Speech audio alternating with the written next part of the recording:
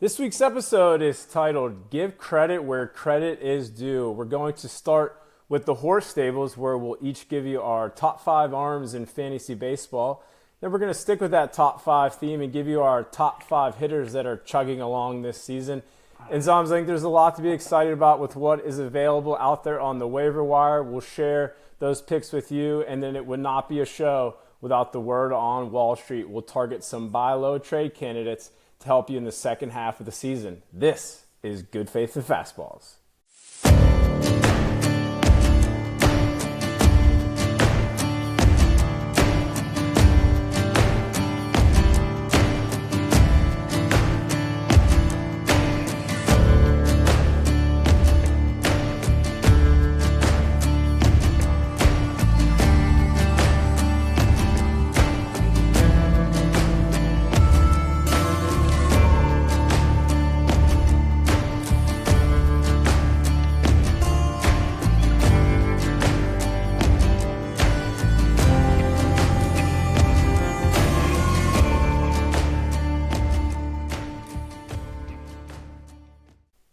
Hello, everybody, and welcome to Good Faith in Fastballs. We are your hosts, Sean from Imperial, as well as Mike from McDonald's, Zummy, Zums, all the above. It's good to be back in the chair with you, Zums. It's been a few weeks, but really glad to be here with you talking some fantasy baseball. And let's just jump right into it. Zum, you are the horse doctor himself. The horse stables, we're getting great reviews on this horse stable segment, so we're going to bring it back. We said it's going to be a reoccurring theme, and we're going to lead with that. So if you're tuning in for the first time, the horse stables is our top 5 arms going in fantasy baseball. This week, going to look a little similar, as you know, some of these big arms are really separating themselves from the pack. But Zom, I'm going to go ahead and pass it to you. Lead us off with your top 5 arms going in fantasy baseball. Yeah, let's do it. Let's start at number 5. Let's start with the big righty from the Bronx, your boy, Cam Schlittler. Year-to-date, 7-3, win-loss, ERA of 2.83, a whip of .91, 96 Ks, and an xFIP. Like we know, Sean loves the xFIP, 2.32. Yeah, he's number 5 for me. I mean, he has done something this year that I think was much needed up there in the Bronx. It's to just stabilize that rotation. Not only is he doing that, but he is exceeding, I think, all expectations as of this point in time. Now, he's a towering figure, stands at 6'6". Trying to figure out what separates him from the rest of the league. Why has he been so good? So the single stat that it looks like separates him more than anything is his 100th percentile fastball run value, which basically means his four-seamer is the most effective pitch in Major League Baseball at this point in time. It's a plus 23 fastball run value. He's been good. That rotation, you're going to have Garrett Cole, Ryan Weathers has been good, Rodon's been good, They've Will Warren's been good. I think with Judge going down, they've absolutely needed somebody to step in there and fulfill that role. He's been the ace. He's been the horse of that staff. I don't see that dropping off anytime soon, Sean. I know Cam Schlittler is near and dear to your heart. Great draft pick. Zum, if you could go back in time, would you take the Cam Schlittler for Ronald Acuna straight up deal? As we sit here on June 15th with Acuna going down with what seems like his 6th hamstring injury of the year, yes, I would take the deal. That makes me warm and fuzzy. Thank you. Great. All right, let's move on to number 4. This is a name out of Cincinnati, Chase Burns, the flamethrower, high pedigree pick out of Wake Forest. He starts today. He is on the Young Timers roster, so we're going to see how he fares against me today. I'm a little pessimistic. Chase Burns is very, very good. 7-1 year-to-date, 2.14 ERA, a whip under 1 at .99, 88 Ks, which is a little bit lower than what I would have thought, given what he's able to do, in an xFIP of 3.21. So what is it about him? Well, obviously, we know the fastball. 98 miles an hour is the average fastball. It's 93rd percentile. He also has a wipeout slider that runs at about 91 miles per hour as well. It's significantly faster than any other wipeout sliders that you're getting in this league. 99th percentile for breaking pitch run value. So not only can he blow you away with the fastball, he can also get you to chase as well, keep you off balance, which all great pitchers absolutely have in common here. So I have Chase Burns at number 4. Number 3, I have Shohei out of LA. I don't know what to say about him. I'm obviously very high on Shohei. He was drafted number 1 for a reason in our ESPN league. He gets both hitting and pitching stats. Historically speaking, we're counting on him to hit 50 home runs, drive in 110, score 100, steal 50 bases, and bat 300. He's not quite on that pace at the dish this year, but what he is doing is substantial, off the rubber here. He's 6-2, 1.06 ERA, which is the lowest on this entire list once I even give you the first 2 names. WHIP of .84, 73 Ks, xFIP of 3.34 here. So, it sounds weird to even say what makes him so good. I mean, he's a unicorn, obviously, but he has held opponents to a 154 batting average this year. He's only surrendered 36 total hits. And this is what's called the unsluggable profile. His pitches essentially don't allow hitters to get, hard contact off of him. So his opponent's slugging percentage is .235. Right now, basically, hitters aren't able to generate any doubles, triples, home runs off of Shohei Ohtani. So I think we need to really enjoy what we're seeing here. I don't know if he has the chance to win MVP and Cy Young. I'd say right now the answer is yes. If he picks up the home runs and the counting stats a little bit more in the hitting categories, I think that's probably the best overall season ever recorded in Major League Baseball. So let's stay tuned and just enjoy the show with him. All right, these last 2 names, they are the same between me and SFI. Long story short, to let the viewers in on this, we tried to record this last week where I was going back and forth between who was number 1 and who was number 2. No such debate sitting here on a Monday morning after both pitchers went this weekend. So accuse me of recency bias if you may. I have Christopher Sanchez at number 2. He's compiled an 8-3 overall win-loss. ERA is 1.54. The WHIP, Sean, shockingly, is the only person on this list who's over 1 in terms of a WHIP. 1.06, 116 Ks, 2.01 xFIP, which is the best on this list. Zone, real quick, jumping in on the WHIP, it does make sense with him. We've talked about in the past him being a sinker baller. He relies on that ground ball, so not shocking to see that his WHIP is the highest. But man, I've been just so pleased with him, and I know you're a fan of him, and great to see him at number 2 on the Zummy Horse stable. Yeah, I mean, so if he's not striking guys out, which he is, he's striking people out at a 30% clip. As of the time of this recording, suffocating people. With the fastball, with the sinker, just pretty much unhittable. But when the people do make contact against him, he has almost a 60% ground ball percentage, which the average in the major leagues is around 42. So, he's not giving up a lot of, long home runs. Although yesterday, Sean, I think if I was watching this morning, I think he gave up 2 home runs yesterday. Yeah, he took an L yesterday. To the Brewers. Shout out Kyle Harrison for the Brewers there. I think you got to be thrilled about, what you got on the return on investment on Christopher Sanchez. He's been everything and more that you would have wanted at, I believe, Sean, number 18. Is that correct? Well, I took him in the second round. Took him in the second round? I had Gunnar Henderson was my pick at 18, and then on the merry-go-round I went Sanchez.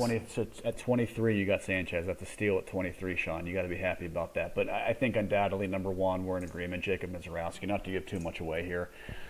I think I saw one of the most impressive pitching performances that I've ever seen in my entire life on Friday. He went 9 strong in the win. He gave up 1 hit, struck out 15. I believe the pitch count was only 94. I don't have it pulled up in front of me. It was a Maddox. It was under 100 pitches. How do you strike out 15 guys and stay under 100 pitches? That's baffling. Super efficient. I mean, I think he hit 104.5 on the gun. At this point in time, I think far and away the best pitcher in the league. He's 6'7". He releases the ball 7.5 feet closer than the 60-foot 6-inch rubber to home plate. I always think back to like when I was watching the Little League World Series as a kid, not really understand how the miles per hour thing worked. But kids basically showing MLB equivalent as to what they're throwing versus what it's like facing in the major leagues, just based upon reaction time alone. Think about a guy that, when you're talking, just pure speed, he throws 103, but that ball's also getting on you 7.5 feet closer than the rubber itself. It's just a baffling thing to watch. And he shut down a great offense. I mean, the Phillies have been really, really good lately. After that, awful, horrid start, Don Mattingly has turned that ship around, and they're a good team again. So we'll have to revisit the beginning of the season projections there with the Phillies as to what we thought about them. But he's no slouch. I don't see that. I don't see that fading. I mean, outside of an injury, and obviously we don't wish that upon young Mizorowski here. I don't know how that structure of a pitcher. I know we've talked about this before. I think a la Chris Sale, Sean. We said maybe it's better for these pitchers to just be lanky and wiry, but his arm looks like it's going to snap off every time he throws the ball, but he's still getting it up there to 104, 105. I don't know. It's just crazy to watch, Sean. That's my 5 through 1 list. I'm going to shoot it over to you. Let me know your thoughts as to my list, and let's hear some of your names. Yeah, I think there's only going to be really one player on my list that we might have a little controversy on and maybe a little dialogue.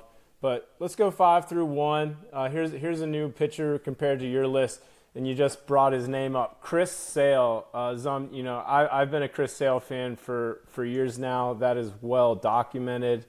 Anytime he's healthy, he's an all-star. He's a perennial all-star pitcher, and it's no different this year here in 2026.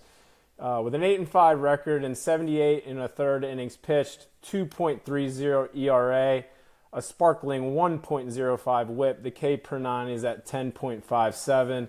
xFIP checking out at 2.82. Anything below 3 is really good. So everything looks good on Sale. He's staying healthy this year. The Braves are atop of the AL East, which obviously in fantasy baseball a lot of it has to do with the individual, but also you got to factor in team success. So he has that going for him as well. He's staying healthy. He's chasing 3,000 strikeouts. Chris Sale is an asset in fantasy baseball, and I don't see that changing anytime soon. A little bit of variance here as I move to number 4.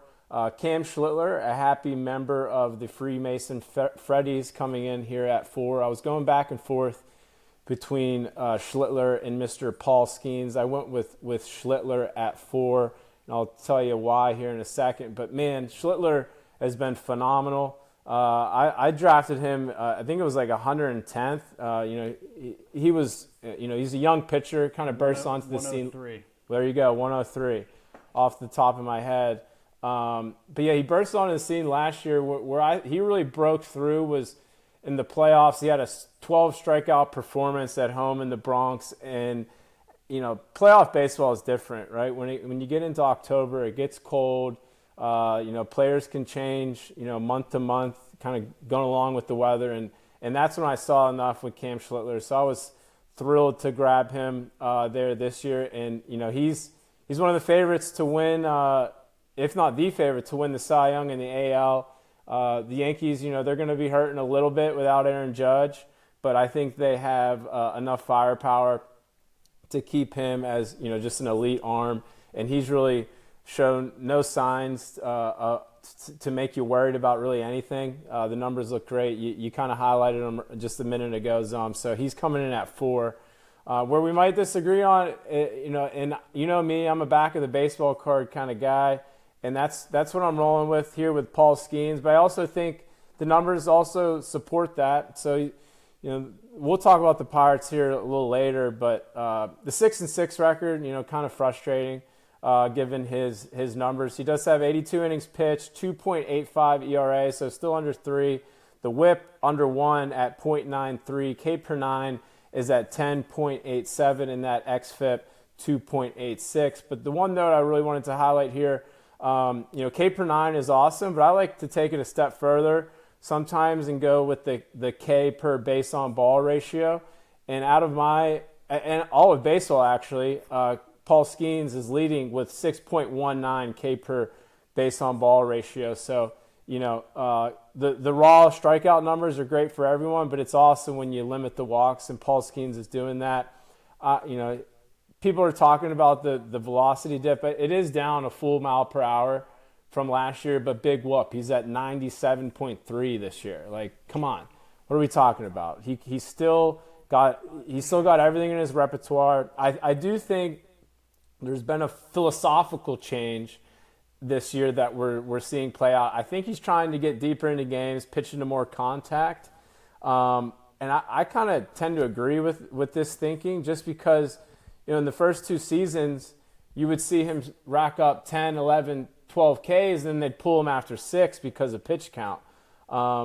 As we see Paul Skeens mature, get longer in the tooth, I think we'll see him maybe go for the strikeout a little less and try and go deeper into ball games as we see him evolve in his career. And then, as you mentioned, Zums, I think 2 and 1 are clear cut. 2, I have the Philadelphia Phillies ace, the left-handed pitcher, Christopher Sanchez. We mentioned, I drafted him in the 2nd round. Just days after our draft, he signed a whopping mega deal with the Phillies, which I always like to hear. When the money comes, that usually means success is to follow. So the Phillies slapped him with a big contract, and he's really living up to it. 8-3 record, 99 innings pitched. He's almost at 100 innings pitched already, which is incredible. ERA is at 1.82, WHIP 1.09. That K per 9 for a sinker baller, this is incredible. 10.55 K per 9. The xFIP checks out 2.41. So Christopher Sanchez had a little bit of a blip on the radar yesterday, but I'm not worried at all. He is going to be here for the long haul in SFI's horse stable. And then the ace around Major League Baseball, number 1, Jacob Mizorowski of the Milwaukee Brewers, 8-2 record, 87 innings pitched, 1.34 ERA, 0.74 WHIP. That is very low, Zom. And the K per 9, 13.55 xFIP, nearly below 2 at 2.04. So really, there's nothing, you can't poke any holes in this guy's game right now, other than, is he throwing too hard and will it catch up to him? There's no way that he's going to be throwing 104, over the next 3 seasons consecutively. I don't see, without an injury at least, I don't see how that's possible.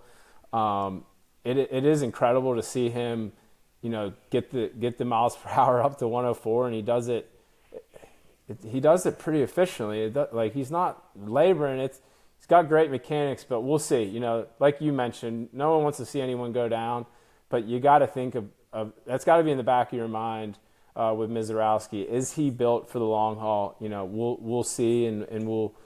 I imagine he's going to be at the top of the list as long as he's healthy here in the horse stables. What do you think, Zums? Yeah, no, I mean, I think that, I think it's important to note that the stables are always a snapshot in time. I mean, we're not going to build in the fact that, hey, injury is a possibility. It's a possibility with anybody. It's going to be a snapshot in time. It's going to be a what have you done to this point in the season. Obviously, more recent performances can help kind of bump guys up or down. We're all victims of recency bias. A few comments, Sean. So, I mean, not much on 4 of the guys. I do want to talk about Paul Skeens, though.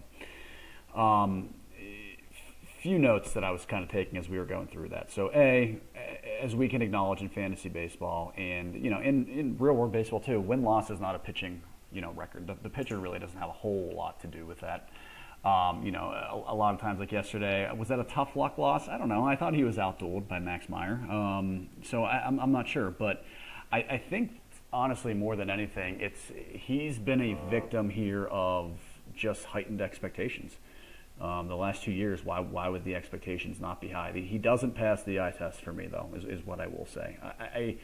It's hard to watch a guy like Mizorowski throw consistently the way that he does and think in my mind that Jacob Mizorowski has bypassed Paul Skeens. The velocity is a big deal. I think we need to lend a little bit more here to the 1 mile per hour dips. I saw anywhere upwards of 1.5 to 1.6. That being said, even if it's 1, I think 1 mile per hour is fairly significant. People are talking. It is noticeable. It takes scrolling on X for about 3 seconds to understand that people notice that. It might be it's hard to say dead arm when he's still throwing 97, but is he fatigued? Did the World Baseball Classic do something to him? He's not the same guy. I'm just going to say, I've said it for a few weeks now. He's not the same guy. It's not hard to watch per se. The high level numbers are still very good. The ERA is good. The K to walk ratio is good. None of that stuff, but it's again that's in a vacuum. We don't look at him in a vacuum. We look at him versus what we've expected him to be.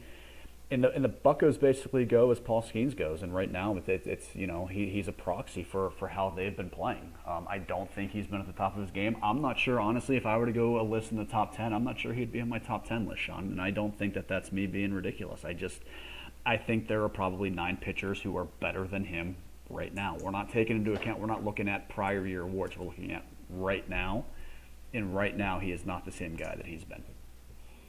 Zums, I got to respectfully really disagree with the top 10 thing, and I stand by my assertion of him being at number 3. If you look, all right, it seems like you're set on the 1 mile per hour difference, right? And obviously, that's a thing.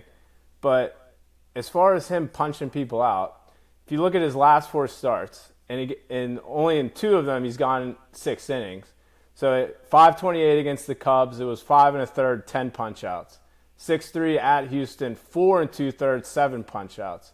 6-9 against the Dodgers, 6 innings, 7 punch outs.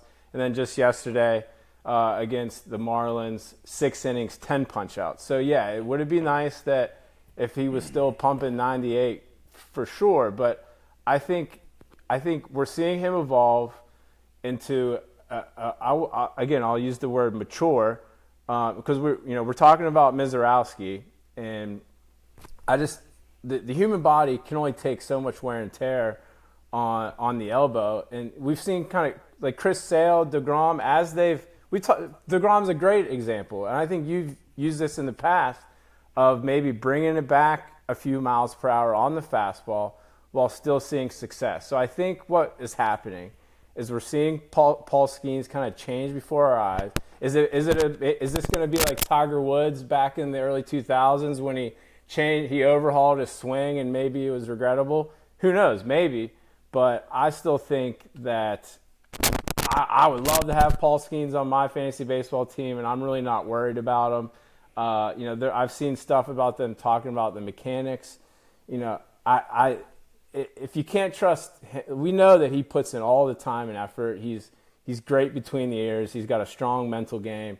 I'm going to put good faith in Paul Skeens that everything is fine. And again, he's the K per base on ball ratio tops in baseball. Is this a organizational philosophical change, or is this a personal philosophical change? If I had to guess, he is not taking feedback from the Pirates. We can get into the Pirates late. I'm ready to get real negative on the Pirates. You beat me to it a few weeks ago. I'm ready to get real negative. If I had any guess, he is not. He has his own team. Did you hear the comments you made about the salary cap? Yeah, which I'm fine with because he's practically the face of baseball, right? Like Ohtani's not the face of baseball. Even he's probably the best. He's the best player, but he's not going to be the spokesman for the players. He's not. And I think we're seeing Paul Skeens get out in front of it, and yeah, that was unfortunate to hear. That it sounds like the players in the league are nowhere close, and he was really putting his foot down on saying, hey, if we got to miss games, we got to miss games. But we knew that, and where are they gonna land? Where are they gonna end up? No one knows, but. Would you agree that you think it's safe to say that there's gonna be a shortened season next year? I think it's very safe to say. Yeah, I don't think there's any question at this point. And us being Pirate fans, I think you gotta sign up for that if it can get you a salary cap. But man, I don't know. I can remember in 8th grade I wrote a research paper on. This is when I think it was Sean Casey was the first baseman for the Pirates, the mayor that year. I wrote a research paper on why MLB needs a salary cap. Here we are in 2026, and it still hasn't happened. And will it happen? I don't know. But hey, good dialogue on Skeens. We'll agree to disagree this time. But hey, it's a long season. The stables are always going to be changing. We got all the money in the world to buy any horses we want in this segment. So we'll see how it evolves.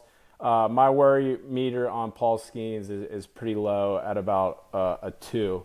I got good faith in my man PS, but. Good stuff on the pitchers. You ready to talk a little hitters, Zummy? I'm ready. Let's go. All right. So I'm going to lead it off with the hitters. We did have a little variation with the pitchers, a few different names. Zums had Ohtani and Burns. I had Skeens and Sale. This one going to be pretty similar, the two of us, which is all right because I think the viewers at home will agree. There's a clear cut. There's a clear pecking order here, I think. Yeah, the cream's rising to the top, which is normal. This is good.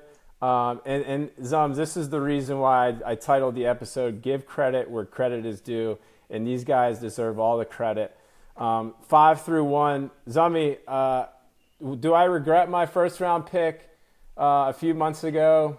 I'm going to say no, because I did end up with Freddie Freeman at first base, which gave me an incredible fantasy baseball name, the Freemason Freddies. However, I would have been totally in the right if I would have took Nick Kurtz in the first round, because he is pounding the baseball as of late. 286 batting average, 973 OPS, 16 home runs, 52 RBI, 49 runs, and Zummy, 7 stolen base for the Big Amish. And I'm sure you've seen it. The Athletics have now played 6 games in Las Vegas. They're going to continue to play games here and there until they permanently move to Vegas, which I saw is not until 2028, which is interesting. But in the 6 games that they've played in Las Vegas, the combined runs scored for the two teams is 14.4. So Las Vegas, we talk about ballparks, Great America, small park. Seattle is a pitcher-friendly ballpark. It is starting to look like Las Vegas is just going to be a safe haven for runs. It's going to be a hitter's paradise, and the Big Amish should capitalize for years to come. So he's coming in at number 5. Number 4, Ben Rice of the New York Yankees. The reason why he is just so valuable and sticks out is because you get that catcher eligibility where he practically hardly ever plays there. He's primarily a first baseman. But you get that catcher eligibility where he really separates himself from the pack. 293 batting average, 998 OPS, 19 home runs, 51 RBI, 47 runs scored, 2 stolen bases. I will put a caveat in here. Up until this point, the majority of his success has been paired with Aaron Judge. Judge now out for a significant period of time. Will Mr. Rice be able to keep up that trend? I have my doubts. I could see Rice falling out of this top 5, but we'll see. He's got to stay there for now. Number 3, last name's team's sake, the Redwood Forest. I'm going to go ahead and say for sure that James Wood's struggles last year in the second half had everything to do with the home run derby, as I said earlier, because, man, he's been just incredible, off the charts this year. The Nationals are first in all of Major League Baseball in runs scored, and James Wood is the centerpiece. 281 batting average, 972 OPS, 20 home runs, 46 RBI, 66 runs scored in the 13 swipes. I was kind of wavering between Wood and Rice at 3 and 4. The stolen bases put him over the top for me, solidifies himself in the 3 spot. Bolsh has James Wood this year. I'm sure he is thrilled with that investment. Number 2, Zummy's pitcher, my hitter, Shohei Ohtani, the Big Show. I was lucky enough to be down at the Pirates-Dodgers game the other day, the Tyler Callahan game. I was there in the flesh. Ohtani pitched. He hit a home run. The guy's incredible.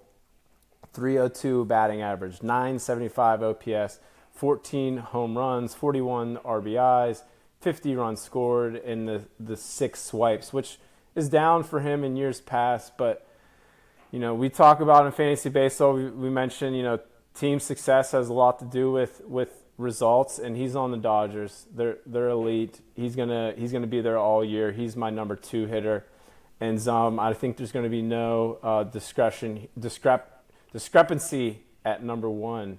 Yordan Alvarez, the Houston Astros designated hitter, 326 batting average, 1.084 OPS, 24 home runs, 54 RBI, 49 runs scored, only the 1 swipe, but who cares about that when you got 24 dingers and an OPS north of 1,000. Zums, he's been awesome. I hope he stays healthy all year. I've had him in years past. He's fun to watch. He just hits bombs. I've watched a handful of his at bats in the last few weeks. He looks just completely at ease and locked in at the dish. Pitchers are afraid to face him. That's why he gets the number 1 spot on SFI's list. He's in control. He looks entirely at ease at the plate. Every swing is effortless. He hits the ball in the screws all the time. I'll get there whenever we go around to my list here. So I'm not gonna give the stats again, just because we've already reviewed them. Our lists are essentially the same except for number 5. So I will dive a little bit deeper into the number 5 guy here. I have Matt Olson, first baseman for the Atlanta Braves. 270 batting average, 20 home runs, 51 RBIs. 51 runs, 2 stolen bases, 894 OPS. I drafted Matt Olson 33rd overall this year. I was thrilled to get him. I did about 200 mock drafts before this process played out. That's it? Your numbers are down from the previous years. No, I was like 182 last year, so I had a sizable. You're consistent. 10% jump year over year is healthy growth. So it's just this team. I don't know that we really knew what to expect in terms of the rotation. We thought the lineup was going to be good top to bottom with the likes of Acuna and Harris and Riley and Olsen. I mean they're a deep Drake Baldwin. They're a deep roster. He's been good. There's stretches of time he gets on heaters where I'm getting alerts. Matt Olson home run number 16, 17, 18, 19, 20, but seemingly within a week. So this guy gets hot. Right now he's the mainstay in the lineup. Acuna's out for what's like the 3rd or 4th time this year. Drake Baldwin's still out as well. So it's him, Michael Harris, and Austin Riley, who's kind of a shell of himself at this point in time. I think Matt Olson right now is essentially carrying that offense, although the Braves are kind of coming back to earth a little bit. They still built themselves a nice little, comfortable lead there in the NL East. Hard hit contact, he's in the top 4% of the league from StatCast. Again, he's somebody like Yordan Alvarez who just looks like he's in control of the dish when he's up there. He's an imposing figure, big guy, hits the ball hard, big lefty. He's at number 5, but I have no issue dropping him off the list. I'm not going to sit here and say that he's safely number 5. I think there's some other candidates that certainly could push him out of that list in the next week or two, depending upon what he decides to do in that order. But he is number 5. Number 4, I have Ben Rice. Again, I don't have much to add here. He was Robin to Judge's Batman. We're just wondering now if he can be Batman on his own. Hit a towering home run yesterday. He, to me, doesn't seem like a guy who's slowing down all that much. That lineup is fairly strong. Maybe Jazz Chisholm becomes Robin, Zums? No, I don't think. No. All right. So I don't know. I think he's good. I was high on him coming into this year as well. Unfortunately, he went right before I picked, or I would have had Ben Rice on my roster too, and I would have been thrilled about getting him. He's been good. Again, the 19 home runs and 51 RBIs, almost an OPS of 1,000. We're long enough into the season now where I think we can start to look at these things as trends and not just one-offs. James Wood, I was wrong about him. At least it was that home run derby last year that screwed him up. Well, at least at this point in the year, I assume he will not be accepting an invitation to the home run derby this year. He better not if he wants to do good in fantasy. Yeah, I mean, the number that jumps out for me on him is he's scored 66 runs so far this year. That's far and away higher than anybody else on this list. Like you mentioned, I'm shocked that the Nationals have the best offense in baseball, at least from a perspective. I mean, I look at who's over there, and all I think really when I think through that team is C.J. Abrams and James Wood. I mean, are other guys just supplementing those two, and they're just getting production up and down the lineup? I don't know. It's crazy. It's crazy to see though. But I was certainly wrong about him. He's on an absolute heater right now, and he has been the entire year. Shohei Ohtani's number 2. Again, Sean, you were there. I watched on TV. Results were the same. The ball just sounds different coming off his bat. I think I was in my car for an at-bat that he hit the home run on, and it just sounds different coming off his bat. It's smooth. There's nothing he can't do. I think he's the best baseball player that I've ever seen. I'm 37 years old, and you might say that to some of the old-timers out there who might argue with you, but in my generation, he's the best, and I'm not sure we're going to see another one like him. So, yeah, he's number 2. Yordan Alvarez, again, I was wrong about him. I think I was always on record with him, though, saying that if he's healthy, I think he's the best pure hitter in baseball. You had an out. You had a clause built in there. Yeah, he's he's the best pure hitter in baseball. He's so strong. Everything he hits is on the screws. And he's not sacrificing batting average right now. He's batting 326. His OPS is almost 1100. I mean, it's crazy to see. And there's a lot of talk right now, like what's it going to take to land Yordan Alvarez at the deadline. Man, if you're the Astros, you can't trade him. Why would you trade him? I mean, I don't know what his contract looks like. Maybe you can pull that up here as I'm talking, but I don't have it in front of me. You would need to get an absolute haul. It would probably need to be close to the Soto haul, maybe more. But again, the thing that hurts him in fantasy and everything else, he's just more so in fantasy. He's just a DH. God, but I would love to put him second or third in my lineup and just have him hit the ball over right field at PNC Park. But obviously, the Pirates, we're going to get there. I'm done with them too, I think. Zami, real quick, I have his contract in front of us. So he's locked up through 2028. Each year he's making $26.8 million. So this is not a rental. I don't know why they would deal him, but again, if the juice is worth the squeeze here and they get blown away with something, I think they have to entertain the idea of it. Neither you or I was very high on the Astros coming into this year. I think we both projected them to miss the playoffs, and right now that looks like a good prediction here. But yeah, he's been one of the shining spots there in that lower. And they're not cheap. None of the home runs he hits is cheap here. So, yeah, I think he's number one. Ohtani's nipping at his heels here, but Yordan has just been so good all year. I'm hoping that he stays. I'm hoping all these guys stay healthy. The league's in a much better place when they're all healthy here. So, yeah. Again, just to recap my list, Olsen 5, Rice 4, Wood 3, Ohtani 2, Alvarez 1. SFI's list, Kurtz 5, Rice 4, Wood 3, Ohtani 2, Alvarez 1, Sean. And I think, what's the discourse here? Do you have anything else you want to... One note I missed that I wanted to say earlier on Kurtz. So on Saturday, 471-foot bomb. Love to see that. Zom, not necessarily a comment, more a question here with Mr. Ohtani. I just took down Remmer this last week in fantasy. He's an Ohtani owner. Ohtani did everything, pitched, hitting bombs. It was an Ohtani week. My question to you, is it time that we, in our league, in fantasy baseball, that he is split into two players where you can only own him as a hitter and then someone else owns him as a pitcher? Yeah, I think so. He's too good. It's not even close. I think it's a cheat code. I'm looking right now just year to date in terms of points scored. And right now, he has this is total points. He has scored 421 points. That is pitching and hitting combined, 421.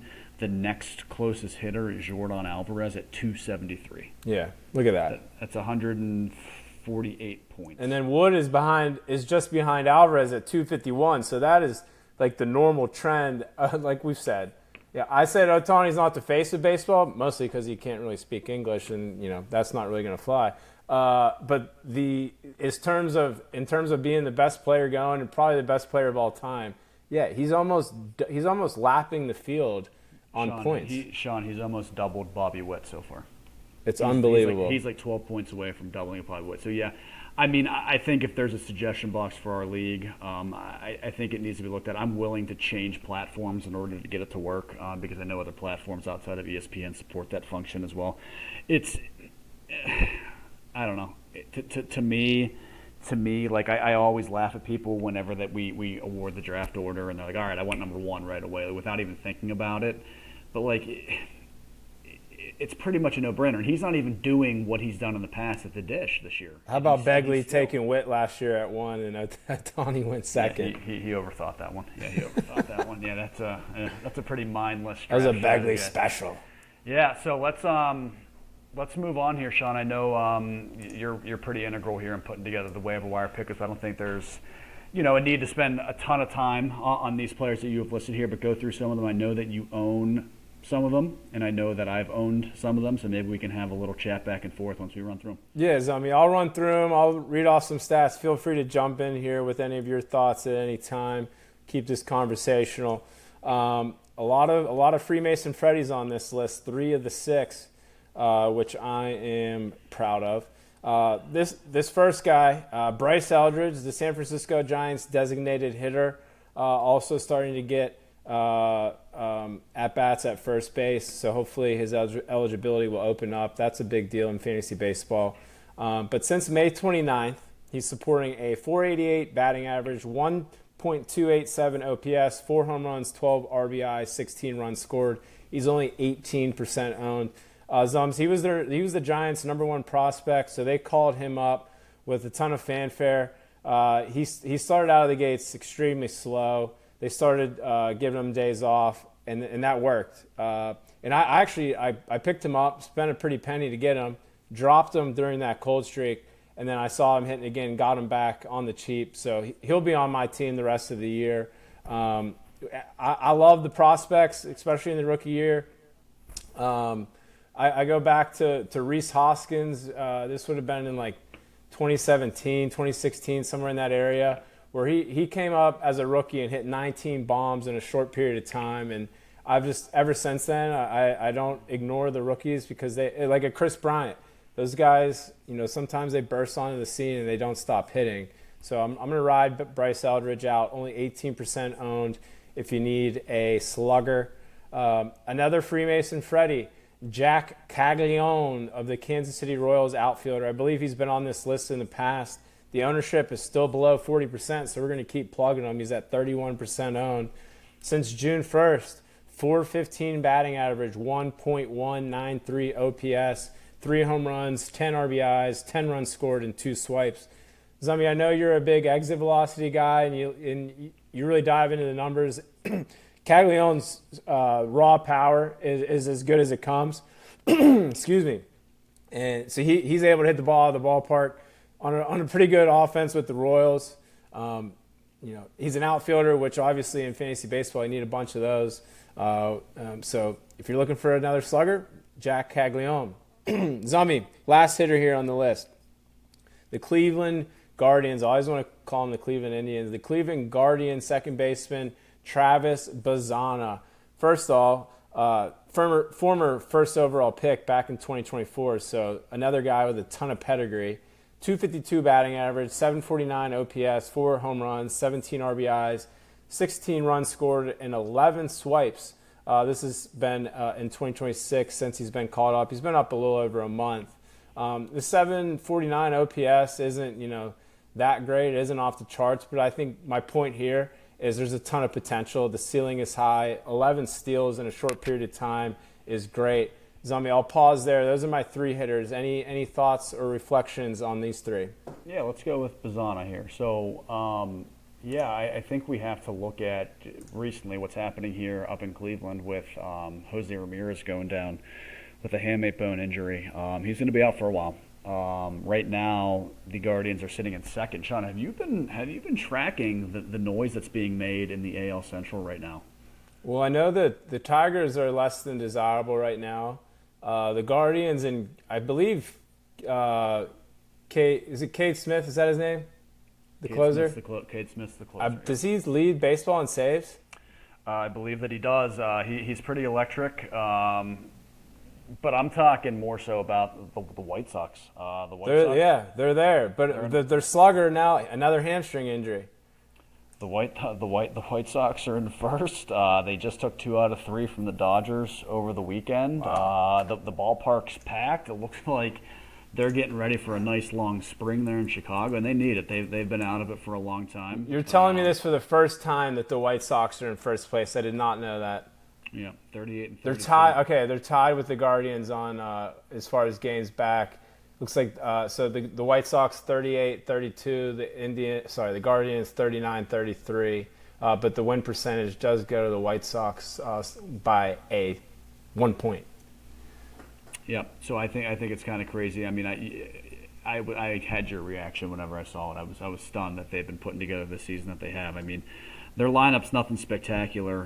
The pitching staff is certainly nothing spectacular. I know they have one stud over there. Shout out to Jim Burry for owning him. But yeah, no, I think it's been exciting. I mean, Bryce Eldridge, he's batting third. He's playing first base. I did not know this about the Giants though. They're 29 and 43, I believe, is what I just saw. That's 29 correct. and 43, and they have the second highest batting average in all of baseball. Wow. Which is crazy. I mean, I know they have a guy named Luis Ariz, who is your standard slap hitter, but yeah, they're starting to score runs. I mean, they're in a tough division, obviously, but they're no pushovers anymore like they were earlier on in the year. They're starting to play a little bit of ball. Logan Webb's back, threw a gem last night. Yeah, I think you can be optimistic about Eldridge there. He'll be a mainstay in that lineup for a while now. I don't have many thoughts on Jack Caglione except for the fact that the Royals have just been dreadful when I had them as a team that I thought was going to make some noise this year. So, no, outside of that, I think it's a good list for the hitters, and I'll let you dive into the pitchers as well because I know I think you have the first guy on this list. Zami, you mentioned Logan Webb with a gem recently. I believe he was on the Word on Wall Street previously saying, hey, trust the back of the baseball card. This guy's an ace. He is an ace. He's an innings eater, and he's an ace. Yeah, so good to hear about Logan Webb bouncing back. So let's keep it going with the pitchers here. Here we are in June. There's still guys out there to snag that are going to help you down the stretch, and I think there's 3 names here for you. Starting off first, another member of the Freemason Freddies, Brandon Young of the Baltimore Orioles, only 11% owned. It hasn't been all sunshine and rainbows for him this year, as he's kind of got into the rotation via injuries and hasn't let his spot go since. But in his last 4 starts, in 26 and 2/3 innings pitched, he has a 2-0 record. The ERA is at 1.69, the WHIP at 0.98. K per 9, he's not gonna dazzle with strikeouts. It's only 6.75. But Zami, you know me, I'm an xFIP guy. Anything in the 3s is solid. His is at 3.75, so this isn't a fluke. The Orioles, I was bullish on the Orioles this year. I thought the Pete Alonso edition was going to really move mountains for them. It's been they're just treading water right now. They're 34 and 39, but they're not too far back in the wild card standby. I'll tell you, they're only 2 games out of the wild card. Must be nice to be in the AL, right? So this is a pitcher that I think as long as he's healthy, he's going to stay in the rotation and rack up quality starts, quality stats. I think Brandon Young, especially at 11% owned, pretty good value there. Mr. Gage Jump of the Athletics, 16% owned. Congratulations to the commissioner, Mr. Bo Bittner, for snagging him. He's starting to reap the benefits there. Granted, not a ton of punch out, and the xFIP isn't great, but high pedigree. He's the 38th ranked prospect on MLB.com, so this guy isn't, it's not a total surprise to see him succeed in the big leagues. But in the last 3 starts, 18 and a third innings pitched, 2-1 record. The ERA below 3 at 2.45. Look at his WHIP, 1.09. But Zami, in fantasy, punch outs are a big deal because that's one way you rack up points. It's only 6.38, so we'll see if he can get that number to climb. The xFIP, 4.58. Is he getting lucky? I don't know. I'm going to give him some grace because he is a rookie. He's young. But again, back to the pedigree. I'm big on pedigree. He has it. So I think he's worth taking a look. And Zami, I made an exception. We typically draw the line at 40% owned on the waiver wire for this segment. But we're going to make an exception for Mr. Reed Detmers of the Los Angeles Angels. He's 45% owned, but he's been awesome in his last 4 starts. 26 innings pitched, only one win. The record's 1-0. The Angels stink, but his ERA is 1.73. The WHIP, look at this, 0.54, 12.46 K per 9, 2.54 xFIP. If Reed Detmers is still sitting out there on the waiver wire, I would do my best to find room for him. So, Zami, those are the 3 pitchers that I've included. Would you like to share any thoughts? Really just on the last one, just because I drafted Reed Detmers knowing that he was shifting from relief to starting this year. I think he's always had electric stuff. I think that's pretty much evidenced here by the strikeouts that you see. It's one of the tops in the league. I actually drafted him, and I coupled him back on May 4th to Begley, the Bengal. Shout out to Begley. Traded Reed Detmers and Seth Lugo for Kyle Harrison, and Kai Wei Tang. I think it's working out for both of us, actually, to be honest with you. Yeah, I mean, his last full handful of starts, again, I just go to the strikeout numbers. His last 4 starts, he had 14 on May 24th, he had 7 on the 30th, he had 6 on the 5th, and he had 9 on June 10th. He went 8 innings, 5 innings, 6 innings, and 7 innings over that span here. His stuff has pretty much looked unhittable over that time span. I was listening the other day on the radio locally in Pittsburgh about guys to target at the trade deadline, and his name popped up. I'm not optimistic that that's going to happen again. He's on a right near 1 year, $2.6 million contract right now. So I don't know what you'd have to give up to get him. I think that he's been absolutely fantastic, though. Again, if he's available, that's a no-brainer. He shouldn't be, but again, it's based on league size. So, yeah, I think he's been tremendous. I think he's exceeded all expectations this year. Awesome. Good stuff. So those are the waiver wires. If you guys at home have any additions you'd like to add anyone, feel free to hit us in the comments, get some conversation going. And then Zummy, second to last segment, because we're going to end with the Buccos and get real negative on them. But the award-winning, the critically acclaimed Word on Wall Street, right? So here we go. So, here as we get to the midpoint of June, this is absolutely the time to make trades. Zums, I've kind of noticed, would you agree that trades are slightly down in our league this year? Would you agree with that? Yeah, they always come out roaring and then they kind of fade. It didn't help that my biggest trade partner kind of went rogue there for a little bit, so I've stopped chatting with that particular trade partner. But yeah, people are reluctant and hesitant to reach out. They're finally getting the feel of their team. They're getting comfortable. They always tend to overvalue their players. It's just the way fantasy baseball is. So yeah, I would say it's certainly slowed down after that uptick there in early May. Yeah, I think what it is, at least, and I'm gonna pat myself on the. I think people think that they're trying to get robbed and duped, and no matter what, even if the offer is fair, if it's not fair, it seems like anytime you send them an offer, the natural response is no. Right? And then when they tell you the no, a lot of times they'll get pissed and they don't want to counter, which I always in negotiations, if you go to, buy a car or whatever, they don't give you the best and final offer right off the bat. You gotta work towards that. So it is frustrating a little bit trying to deal, because I think in order to win at the end of the year, you do got to make at least 2 to 3 deals. I've made one. It ended up practically being a swap of McGonigal for Chisholm. It looks like a fair trade. I like the veteran over the rookie. We'll see if McGonigal can keep it going. But yeah, Sean, let me ask you this. I mean, the Van Buren boys, or Weekend at Burry's, as he's so aptly named now. I was with him this weekend, and I just said to him, I said, you're in the race pretty much to the last week every single year, and he's had a few third, fourth place finishes. Do you know how many trades he's made in his life? How many years has he been in this league? I think 5. I'd say he's made 0. He's made 0. Yeah. He says that my team is on the field, and that when I go to make negotiations with people, I don't even click on his name. So I don't even know what his roster looks like, because I never click on his team. I'm going to be honest. I think his team stinks, and he's dealing with injuries, and I think he has maybe the second to lowest point scored of the year in the whole league. Big comeback for me yesterday. All right, he's got the third lowest. So, hey, I wish him well. We'll see. It sounds like he's going to bail on the league, so could be a thing of the past. But it makes no sense at all to say you don't want to trade. I vehemently disagree with that logic. All right, Sean.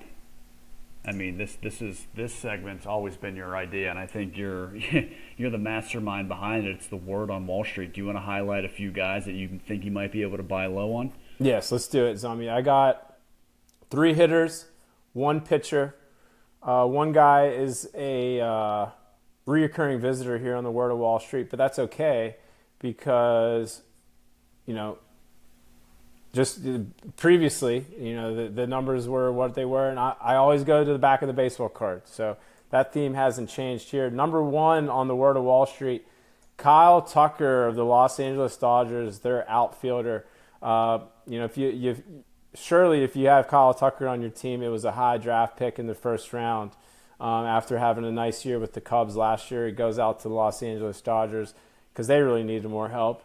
235 batting average, 709 OPS, 5 home runs, 36 RBI, 42 runs scored, and 6 swipes. Zummy, this is an easy exercise here where his career OPS is 852. His OPS in 2026 is 709. I'm going to trust the back of the baseball card that he's going to finish closer to 852 than the 709. So that means you're going to see a lot of positive progression here with Mr. Kyle Tucker. He's on the Dodgers. I see really no reason to be worried about him. I just kind of chalk it up to a slow start, and I expect him to get on track. And if his stock is low, right, you have a lot of ammunition as far as saying like creating doubt with that 709 OPS. So you're going to probably be able to get him at a discount, and then if once you do acquire him, you should reap the benefits the rest of the season. Zummy, care to add anything on Kyle Tucker? Why has he been so bad, though? I mean, let's see. Here, I'm going to pull up his fan graphs, share a thought or two, and then I'm going to look at his strikeout numbers. Yeah, I mean, the scary part is the Dodgers have been as good as they are, bringing in a guy that they thought was going to be a top 3, top 4 hitter in the league, and he hasn't been that. I mean, what's going to happen when he ultimately becomes that? I mean, I guess my question always is, we talk about a lot of the back of the baseball card. I know you do. Eventually, things start to trend in a different direction. And the goal here is, treating this as a stock, as you always say. I mean, when can we start to get ahead of that trend is the question. When do we know that trend has started? When do we know that trend has started? I think it's week to week, right? And so you're kind of looking for those openings week to week. And Zami, to answer your question on why he is struggling, I think I can put my thumb on it. He's striking out at a higher clip. Historically, pretty much ever since he's been a full-time starter, which I would say was back in 2021 with the Houston Astros, his K percentage has floated around 14 and 15. Want to take a guess at what it is in 2026? 27? 20.5. So it's gone up about 5 percentage points, which is pretty significant. He's still walking at a pretty good rate, 12.6% walk percentage. Last year was 14.6. So he's still selective at the plate, but yeah, he's striking out more. His ISO, the isolation power, that's also down. But again, this is five home runs, man. I mean, 5 home runs. He's getting into like Fernando Tatis territory a little bit here. And this is why he's on the word on Wall Street. His stock is low, buy low on Kyle Tucker. I mean, what do you think you could get for? I mean, I'm not sure who owns him in our league, but you got to be able to get him, maybe 80 cents on the dollar right now. Like we just said, you got ammunition to talk him down a little bit. I love the pedigree, the guys that have been there, done that, and he's on the Dodgers. So I think his OPS will climb. Kyle Tucker, buy low on the word on Wall Street. The next player, neither of Zummy and I's favorite, but this was the reoccurring player because I do believe that he's going to get from point A to point B. That is Manny Machado, the third baseman of the San Diego Padres. If you remember from the previous episode, which I don't even necessarily remember it, this is exactly what we talked about. The 175 batting average, 613 OPS, 12 home runs, 35 RBIs, 32 runs, and only 1 swipe. The swipes, that's normal for him. He's never going to really steal bases, but he's pretty much where he's been all season long with that OPS floating around 613. But Zami, I have reason for hope. Not only is he a career 817 OPS guy, which gives you reason to believe things will get better, I'm going to put the spotlight on his BABIP. A lot of times luck comes into play. That's what BABIP is all about, batting average on balls in play. For his career, he's a 295 BABIP guy, and this season he's at 178. So he's definitely dealing with some bad luck, And with that in mind, I think he's positioned for a buy low, and you could get him on the cheap, right? A lot of people don't like him just as a player in general, and they probably really don't like him when he's not hitting. So you can really buy low on him. If you're in need of a third baseman, he could be an option. Care to add anything there, Zom? Burry owns Machado, so nobody in our league is getting him. Wow, there you go. So you won't be trading for him in our league, but maybe in your league, Manny Machado will be easy to pry away. Zom, I think this is a savvy pick here from SFI on the Word on Wall Street, and it is no other than Roman Anthony, the Boston Red Sox outfielder. So, Zami, when you talk about Anthony, you got to talk about the hand injury that he's currently dealing with. He hasn't played since May 4th, which is a significant amount of time. But I think he's still going to be a fantasy asset once he does come back into the fold, and now would be a great time to get him for peanuts. So before the injury, he wasn't necessarily hitting the cover off the ball.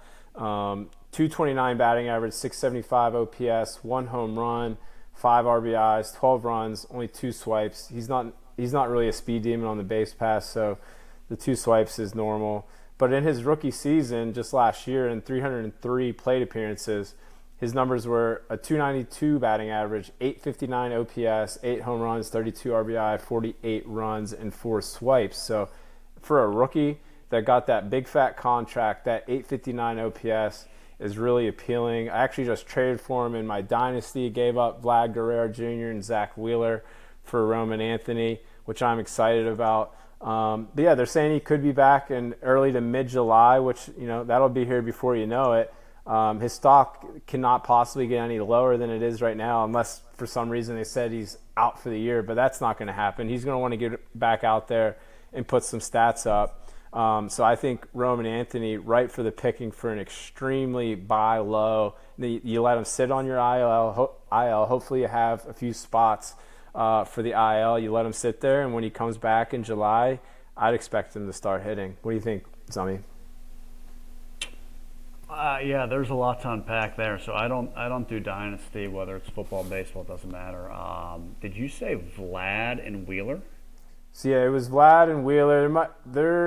I can't remember if there was picks involved, but so hear me out here. So it's a dynasty. Vlad, and if you want to get under the hood on Vlad, he hasn't been necessarily all that good. No.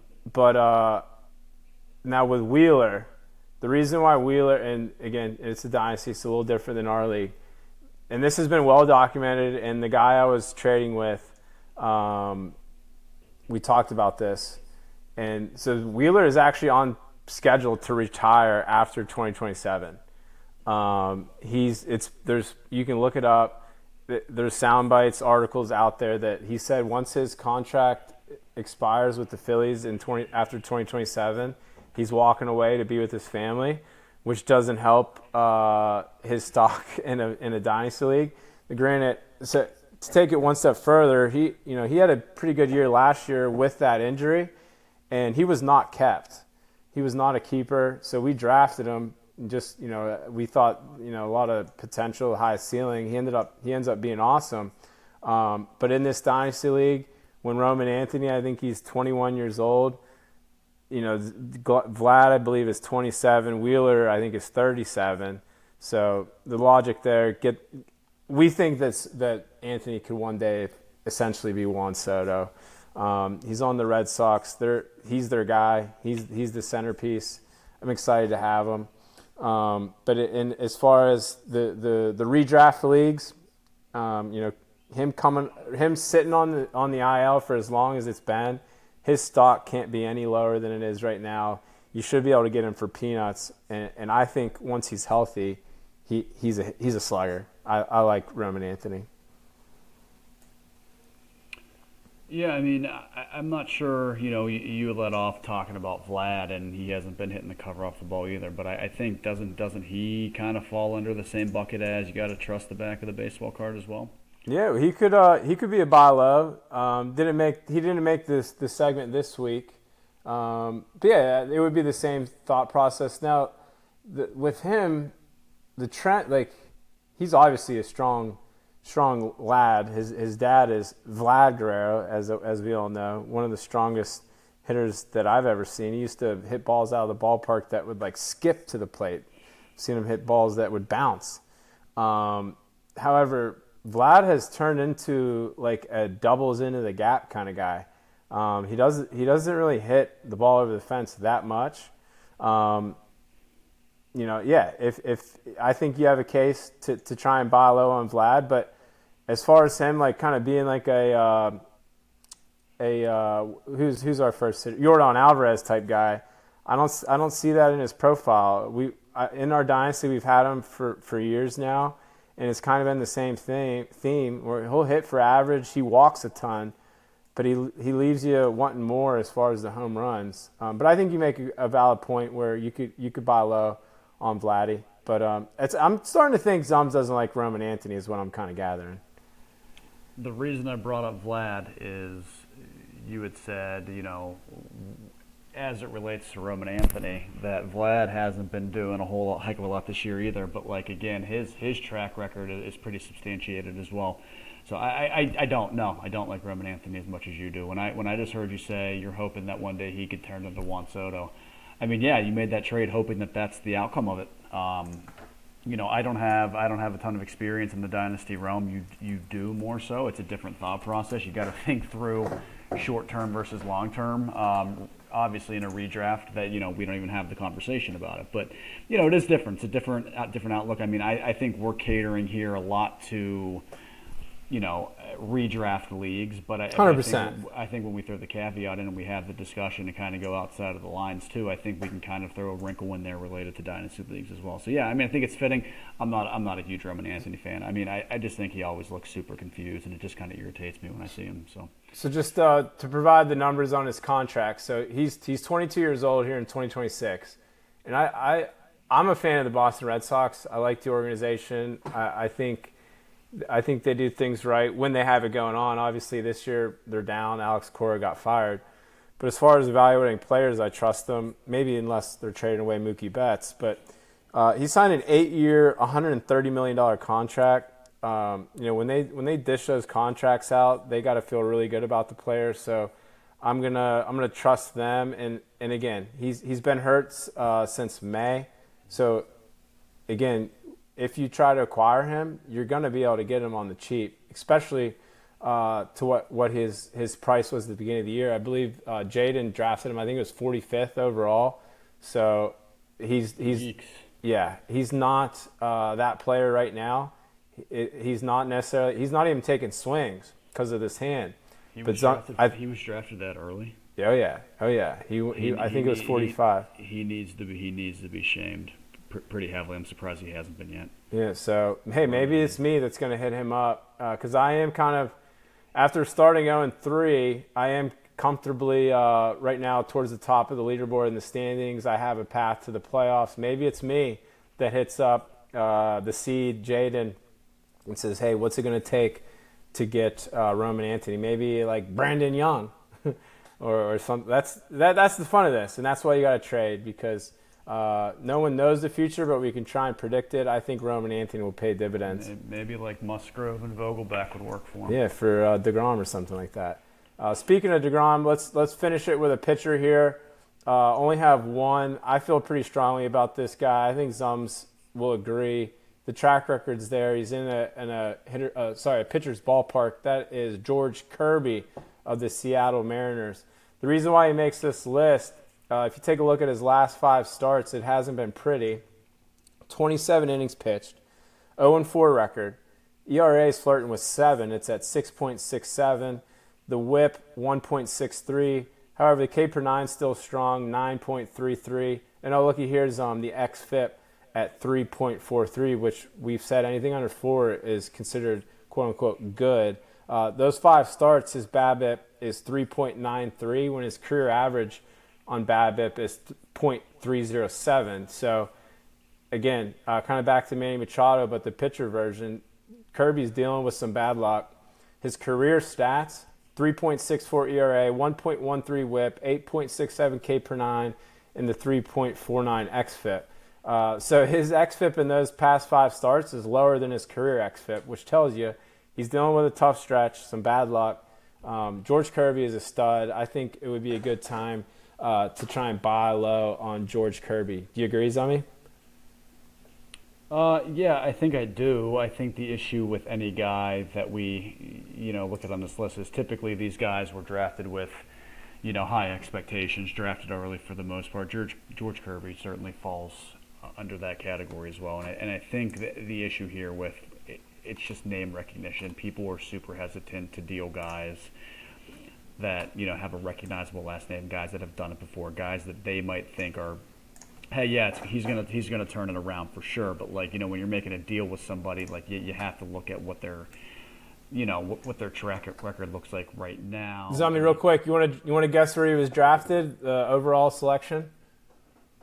I have it right here in front of me. 20, 40, 60, 77, maybe. Third round, 55th overall to Cole World. So Kirby has his team stinks. Yeah, I agree. God bless, but his team stinks. We wish him well. He So right now, he's sitting at a 5-6 ERA, 74 Ks. ERA is over 4. WHIP is over 1.3. Obviously not great. A lot of single-digit / negative-digit performances recently. Hasn't necessarily been beaten down the door. World beaters, Kansas City, Arizona, New York, Baltimore. Just hasn't been pitching well. I don't think he's at any risk of losing that rotation spot. Obviously, we're talking about George Kirby here. But, again, you need 2 to tango here. His numbers recently haven't been good, but that's the whole point. You wanna buy when they're low and when their ticker's going to start going up. So I think he's certainly a candidate for that. I expect Seattle to be in it till the end. I expect him to be pitching well down the stretch. I'm fine with this list outside of Roman Anthony. All right, we can revisit these guys later. For that, we'll conclude the word on Wall Street. And Zami, let's land this plane. We'll leave the Buccos for last. I don't really have a ton to talk about here, other than I'm raising the alarms. I'm ringing the alarm bells. Zami, I've been saying this for a while. Everyone's saying the pitching, the bullpen is the big issue, which it is. The bullpen stinks. But I could see this coming where you get a couple injuries and the next thing you know, you're losing to the Marlins 4-2, or you're not scoring enough runs. And I'm starting to worry about the offense. I think the Cruz injury is big, and that looks like that's going to be lengthy. I think the Connor Griffin injury, that one is weird because, he wasn't able to throw. He hasn't been able to throw. I guess he just started recently. But there was the 2 games where he DH'd, and then actually this injury is a little worse than we thought. We're going to put him on the IL. So typical Bucco fashion, we get our star, studded prospect.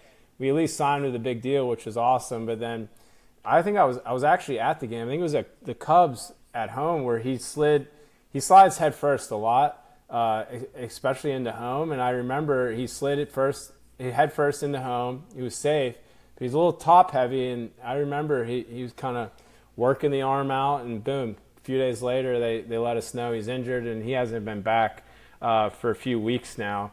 So also Mitch Keller, I think he needs to go on the IL. We're talking about fastball velocity dipping. His is dipped, and when you're not Paul Skeens, it's more obvious because he's flirting around like 92 miles per hour on the heater, 92, 93, so that fastball velocity dip is a big deal. So I'm worried about him.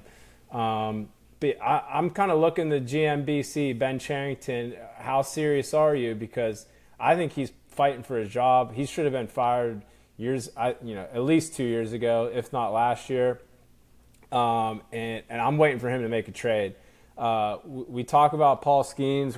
We would love it if we could somehow lock him up long term. But I think in order to do that, you got to win big in 2026. And to me, winning big is at least winning a playoff series.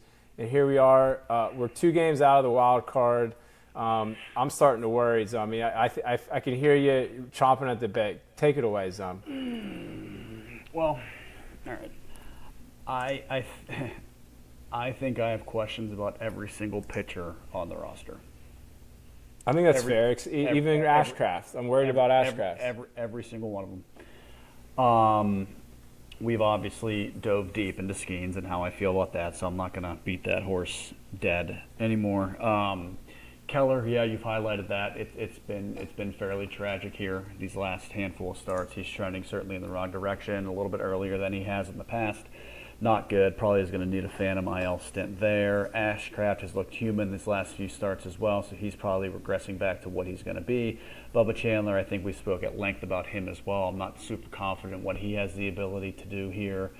The middle relief options, I mean, we're going to keep, trotting out Brandon Bidwa out there. And, I'm not a huge fan of Evan Sisk either. I know he's been throwing the ball decently well. Not a huge fan of his work. Johan Ramirez, every time I see him come in the game, I turn the game off. I guess I trust Soto, but, Santana's obviously a low leverage guy at this point in the season as well. So pitching, I certainly have questions about. That's what you're thinking about was going to be the strong point of the team. I don't know that we ever thought that middle relief and, late game stuff was going to be their strength. But even Dotel's getting pounded. I don't think we expected them to be this bad here. And for what the offense has done, they still have games where they're wildly inconsistent. I think if you want to look at a potential bright spot, I would just point to probably Spencer Horwitz and Brian Reynolds at this point. Ryan O'Hearn, Brandon Lau, I think those go without saying. But guys that, I personally thought Brian Reynolds was kind of trending in the wrong direction for a while. So it's very encouraging to see what he's been able to do. Power's a bit down, but he's absolutely doing what he needs to do in the middle of that lineup. He's been robbing home runs like it's his job. Yeah, I mean, he must have heard all that defensive talk. But yeah, Spencer Horwitz, I think, is just a professional hitter. Loves the base on balls. Yeah, and that's an SFI kind of guy. Yes, it is. I think the offense has been fine. I'm not sure how much more we can trot out Jared Triolo or Jake Mangum or Henry Davis. I'm just not. I think Mangum's an okay baseball player overall. I think he brings grit. I think he brings different things. But, can we stop talking about how, Nick Gonzalez is, this elite hitter? He's starting to become my least favorite Pirate just because of everyone else talking about him and his fucking batting average. It's annoying. Yeah, it's annoying. So, you have that going on. I think Don Kelly's in over his head. I think Ben Cherington, didn't build a deep enough roster. I don't think Nutting sped enough. I mean, I can go on and on and on. You can look at guys from AAA who are supposed to come up and make impact. The password doesn't look like he knows how to hit a baseball. Yeah, so it's just you just wonder. You almost need to look at reverse engineer this entire thing to see where things are going wrong. When you're a low payroll team, you got to do things the right way. Look at Milwaukee. Look at the Rays. I mean, look at what. Well, Zummy, I think what you're saying is the biggest the turd in the punch bowl, the elephant in the room, was the $12 million they shelled out to Marcell Ozuna. We've made it 5 minutes talking about the Buccos, and we've yet to bring up Marcell Ozuna, and holy cow, that's looking like a mistake. My only concern, and I mentioned this in the group chat, my only concern with the Marcell Ozuna thing, he sucks. I was fine when it happened. I was okay with them. Because it was him or Kutch, so we were fine with that. Yeah, there was pedigree there. There was a proven track record. So now, that being said, the only thing that I hesitate on is does Nutting look at this and say, hey, I'm going to use this as a deterrent or an excuse to not do it in the future? I'm talking in a world of no salary cap, no salary floor. I'm talking about as we sit here right now. Is he going to look at this Ozuna deal and say, see what happened when I went and tried to make a splash, blah, blah, blah. You can't run a team like that, but we've been around long enough to know that certainly factors into things. So that's my biggest concern when it comes to Marcell Ozuna. Would it be cool if he hit 25 home runs and helped the middle of the order? Yeah, that'd be fantastic. I'm not counting on that at this point in time. But the fact is, I think it's going to be a deterrent to any future dealings that Nutting might make, and that's the part that makes me nervous. I don't think that this team is what we thought it was. I don't, and it took 76 games maybe or so. What are they, 38 and 38 or 35? They are 36 and 36. They're only 2 games out of the wild card. However, it feels different, doesn't it? Doesn't it just feel worse than it is? The NL is strong this year, which isn't helping anything. But so in years past, we'd be thrilled with the 36 and 36 record, 500 ball. But as far as making the playoffs in the wild card, the Marlins are ahead of them, D-backs are ahead of them, Cubs, and the Nationals are ahead of them. And the 3 teams, this is going to kill you. Right now, it's the Padres, Phillies, and you want to guess who's the top of the NL wild card? Cardinals, probably. That's right. 38-31. Everyone wrote them off coming into the season. Their odds on the sports books were just astronomical, saying it was going to be a rebuild year, and boom, there they are, 38-31. The Pirates are looking up at them.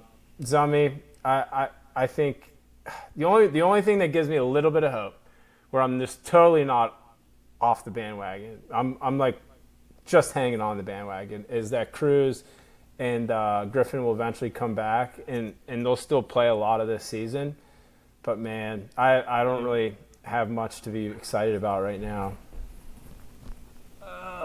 It's frustrating because it's been highs and lows, right? So they'll go on a stretch where they'll win 5 or 6, and then they'll go on a stretch where they lose 5 or 6. Like every time they win 5 or 6, we're back, baby, we're back, man, we're excited again. Then they lose 5, and you're like, yeah, this team sucks. Like there's no in between. It's just the nature of being a sports fan. And honestly, like we live in our own little world here, but like we have the pulse. I mean, the way we're feeling is the way that the collective is feeling as well. It takes you listen to the radio for 2 seconds after a weekend series to understand that people are fed up, they're pissed, and they should be. Listen, like there's no reason that the Pirates shouldn't be a better baseball team than what they are right now. They should have easily 8 more wins than they do right now, and if they don't blow those games that they should have won, then yeah, we're not having this conversation. We're optimistic. Yeah, we just lost 2 of 3 to the Marlins, so we come in here today saying, hey, we're still in good shape, we're still hanging in there, but we're in that messy middle that we have to jump 8 teams in order to do something instead of having to jump 1 or 2 teams. Like it just seems like it's impossible to make up ground at any given point in time. Even if you go on a win streak, it's impossible to make up ground. And so it's deflating. It sucks. I love baseball more than anything, but it's just like, where do the wins start coming from? What do we like? Are we going to sit on our hands until the All-Star break, or are we going to be serious and try to go get somebody now? I think we have to look to see if and when Ben Cherington makes a trade, because especially in baseball, like you don't run plays, right? You don't draw up like, we're going to set a screen here, pick and roll there, or we're going to run a flag route to the end. It's baseball, right? So you go trade for someone that makes your team better overnight. So I'm watching Ben Cherington closely because I think he's fighting for his job. Why wouldn't he? The guys, they've been terrible. Since he's been here. He's made a few good decisions here and there, but he's also made some bad ones. Paul Skeens fell into his lap. Also, Connor Griffin and Seth Hernandez. But show me something here. Get into the playoffs and make noise. But so as we said earlier, I'm ready to get negative. I'm thinking about starting a "Here we go Steelers" chant next time I'm down the ballpark. I mean, I'm well ahead of the curve on being negative on this team. I think I'm weeks ahead at this point in time, so my angst is just a significant valley in terms of how I'm viewing this team right now. It just, you can feel momentum. I think momentum is a real thing in sports, and you can just feel it coming halting to a stop. It just feels like we're just getting gut punched left and right, and you can't be dropping 2 of 3 at home. They played with the big boys last week, Atlanta and LA. They obviously showed that they were nowhere near the caliber of those 2 teams. It's just deflating. Something needs to happen. The needle needs to be moved. I don't know who's going to move it. I don't know who. I mean, I need a leader. I need somebody to stand up and get their asses in gear to try to figure this out. Like, it's not too late to figure it out. Let's figure it out. Yeah, and I wonder if Don Kelly's that guy, but that's a whole other story, and we'll leave that for next time. But Zummy, we'll end it on a high note. It's been great to get back in the seat with you. It's been a few weeks, so glad to keep Good Faith and Fastballs running here. Would you like to do the honors and send us off here? Yeah, I think it's one of the few things that I'm good at here. So yeah, I mean, it has been a few weeks, and we missed it certainly. Obviously we both do this on the side just for fun right now, and real life responsibilities and things get in the way, travel plans get in the way, vacations get in the way. But we enjoy doing it. I think taking a few weeks off, me personally, I felt a little bit rusty going through the process here. But listen, it is what it is. I think we're getting a lot of good looks. I don't know if I said this out loud the last time, but I had somebody from work reach out to me saying, hey, I got a 3.5-hour car ride today. You guys coming out with a new episode? I want to listen. So, the word is certainly getting out there. I had a reunion for my 15-year college graduation this last weekend, and there was a lot of interest in the podcast up there as well. So we are expanding, I wouldn't say globally, but nationally at least at this point in time. And, I think it's going to be fun because I think we have some ideas in the pipeline about, possibly getting, people to call in or interact with us on X to try to figure out, roster type questions. And we understand that there's hundreds of other, gurus or, savants in the league that you could possibly, reach out to and get advice on. And, if you don't think we're that's fine. Give us a shot. I mean, I think we know our shit, and I think that we're going to make, I think we will make noise in this space, and I think more than anything, it's just something we enjoy doing. And I think, like I tell my kids, if you can find something that you're passionate at and that you're good at, I think that's certainly something to explore and, go after. So, that being said, I think I'd be remiss if I didn't bless the troops as always. We're coming up here, Sean, on the 250th birthday here of America. I know you saw I'm not going to call it a spectacle because I think a spectacle has a negative connotation, but the event that occurred last night at the White House, I thought it was brilliant. I felt very patriotic about it. I was happy to see the it. Iran deal gets done. I think there's a lot of positive momentum here for the stars and bars. As Zami said, God bless the troops. And again, it was great to be back with you here, Zam, in the chair. And this has been Good Faith and Fastballs.